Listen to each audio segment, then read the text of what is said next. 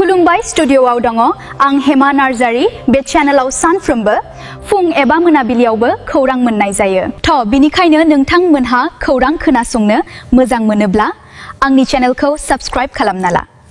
गसाइगावआव सोमजिदों फिन आरोबाव सिखाव खावनाय जाथाय। गसाइगाव महकुमानि बेन्दोंआव थानाय थुरिबारि गामिनि थागिबि बिश्वनाथ ब्रह्मनि नखराव सिनायनो हायै दुथां सुबुङा न'आव रावबो गैयैखौ खाबु लानानै 19,500 रांखौ खावनानै लांदों।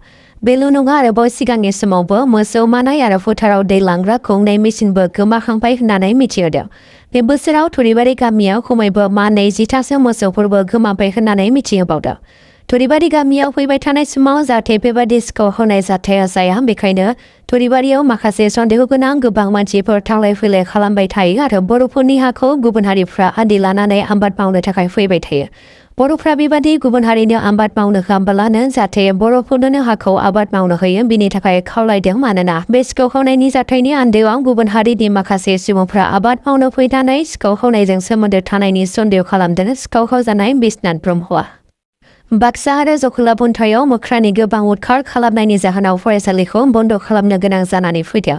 खौरां मोननाय बादिब्ला बाक्सा जिल्लानि मोननैसो ओनसोल आरो आसामनि नगाव जिल्लानि गलियाबोरावबो मोख्रानि उदखारा गिख्रंथाव महर लानो हमदों।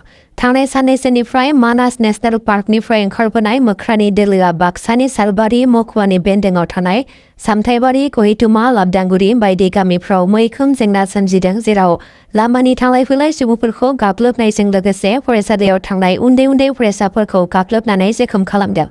बेबादिनो खनले खनले फरायसाफोरखौ फरायसालियाव थांनाय समाव गाग्लोबनायनि थाखाय जखलाबन्थायाव फरायसालिखौबो दायो बन्द खालामनो गोनां जानानै फैदों। फरायसालियावबो क्लास सोलिफुबाय थानाय समावनो मोख्राया फरायसालियावबो हाबफैनानै सासे आइसा खातुन मुंनि उन्दै फरायसाखौ गाग्लोबनानै जोखोम खालामदों। मिथिबावनाय बादिब्ला बेनि सिगाङावबो थांनाय 2 जुनाव गासै 5 फरायसाफोरखौ गाग्लोबदों। जोखोम जानाय फरायसाफोरखौ फाहामथायनि थाखाय जखलाबन्था देहा फाहामसालियाव थिसननाय जायो। बेबादि खनले खनले मोख्रानि उदखार खालामबाय थानायखौ जायगानि सुबुंफ्रा हाग्रा बिफानखौ बिनि सायाव राहा लानो थाखाय खावलायदों। हाग्रा बिफाना बाक्सानि गालबिलाव सिग्रोमनानै हायेन बेरेखायै सोलिबाय थानाय गंसे दंफां मिलखौ हमनो हादों। बाक्सा पुलिस आरो बाटाबारि हाग्रा बिफाननि जयै बानजायनायाव बे सिग्रोमनायखौ जागायदोंमोन। मख'नो गोनांदि गोबाव समनिफ्रायनो बेबादि बाक्सा जिल्लानि गुबुन गुबुन जायगाफ्राव हायेन बेरेखा दंफांनि मिलफ्रा सोलिगासिनो दङ। बेबादिनो बे आयेन बेरेखा सोलिबाय थानाय हमनो मोननाय दंफां मिलखौबो मोनसे स्रोद सुलुनि गेजेरजों संदाननानै हमनो हादों। सिग्रोमनाय समाव हाग्रा बिफाना गोबां दंफांफोरनि थुख्रा आरो माखासे दंफांनि काटफोरबो बोखांनो हादों। बेजों लोगोसेनो बायदिसिना मुवा बेसादफोरखौबो बोखारनो हाबावदों।